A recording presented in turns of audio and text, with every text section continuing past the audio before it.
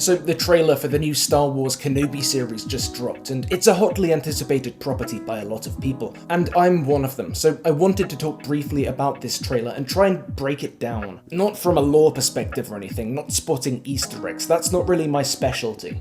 Instead, I wanted to think about some of the story beats, narratives, and themes the trailer seems to be suggesting will be important parts of Kenobi. And hey, maybe I'll even end up correctly predicting an arc or two, who knows? So this time I'm not going off a script, I'm going off notes. And similarly, the visual element of this video will be a little less specific and detailed than is typical for this channel, but I just wanted to get this out there while my thoughts are still fresh.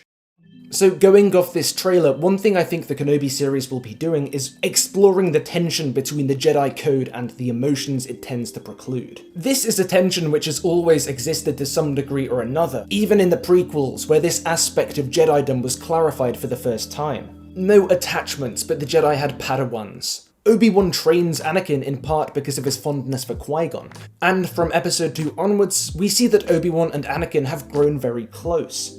So there's always been a big grey area around the Jedi Code and the way it intersects with emotion and intimacy. When does friendship or fondness for someone turn into attachment? Things are a little clearer on a romantic level. Going by Lucas's comments and the prequels, there's no problem if a Jedi Knight's out clubbing and he decides he wants some Twi'leci, but he's not allowed to cool the Twi'lek afterwards. Fine, that makes sense, I guess. There's a line there that's being crossed. But what about less overt attachments like Obi-Wan's and Anakin's by the time we get to episode 3? Because there's a big difference between this sort of interaction— You were my brother, Anakin! I loved you! and this. Your powers are weak, old man. You can't win, Darth.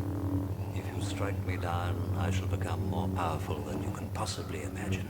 I imagine one of the main things we'll be seeing in the Kenobi series then is how this change happens, how Obi-Wan goes from emotion, if not outright attachment, to his relatively zen OT self. The trailer suggests a focus on the broken aftermath of the Jedi Code, but it also ends invoking hope, and I don't just think this is a cheap reference— hey, that's the name of the first Star Wars movie! I get the impression that, like Rogue One before it, hope will perhaps be an important point of thematic resolution for this series. While there's a lot of ways to interpret Obi-Wan's actions in the prequels, and how they fit into these grey areas of Jedi doctrine, the impression I always got was that Kenobi's faith in the Code was shaken by the events of Episode 3. In part, his assignment to watch over Luke felt like a penance, a self-imposed exile, driven perhaps by a sense of failure on Kenobi's part. How far had his attachment to Anakin influenced events? Was he partly to blame? These are questions that I think Episode 3 asks, but by Episode 4 he seems to have recommitted to the Jedi ways, found a new solace in their emotional asceticism. So what is the resolution Kenobi found, and how did he get there? I think by positioning hope in dialogue with this broken Jedi Code, the Kenobi trailer suggests we'll get to see this journey, perhaps as a major through line of the series, and I'd bet that an important part of this will be a coming to terms of sorts. I think we'll see Obi-Wan work through guilt and doubt until he reaches the calmness and detachment which allows him to stand up to Vader in Episode 4. And if this does end up being an important narrative or thematic aspect of the show, I think this is where Hayden Christensen's rumoured appearance would fit best in. But the seeming presence and importance of hope to this story raises a few questions, because after all, isn't hope an emotion? How far does hope fit in with the Jedi Code? Or is there a new Jedi Code that will emerge as a result of this? In this regard, there's some interesting parallels to draw with the Book of Boba Fett and Luke Skywalker's appearance therein. Are we seeing a Disney Plus Star Wars which reaffirms the Jedi Code traditionally, or is this the beginning of a phase in these projects where across different shows, the old Jedi ways and their failings are repeatedly questioned? Right now it's probably too soon to say, but I think after we've seen Kenobi, we'll have a much better idea of how these new Star Wars projects are going to treat the old code going forward. The second thing I wanted to touch on here is something of a common complaint I've seen a few times about this new trailer. People seem to think that because we've seen some of these characters before, and we know how their stories end, that removes a lot of the excitement and tension from this story. But I don't think telling a story in which you already know where various pieces are going to end up removes the dramatic and narrative tension.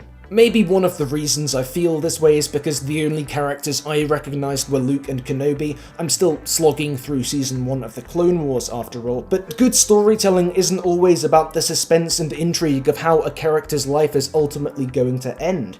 If it were, why would we ever rewatch things? Why would we enjoy prequels? The way we appreciate the plotting of an in-betweenquel like Kenobi is different to the way we would a more standalone story, sure, but I don't think that's a reason to count it out. It's just a reason to mentally reconfigure ourselves to a different, almost jigsaw-like storytelling structure in which we already have all the pieces and a picture of the way they'll all eventually end up. The important thing, the interesting part of this, is how they all fit together.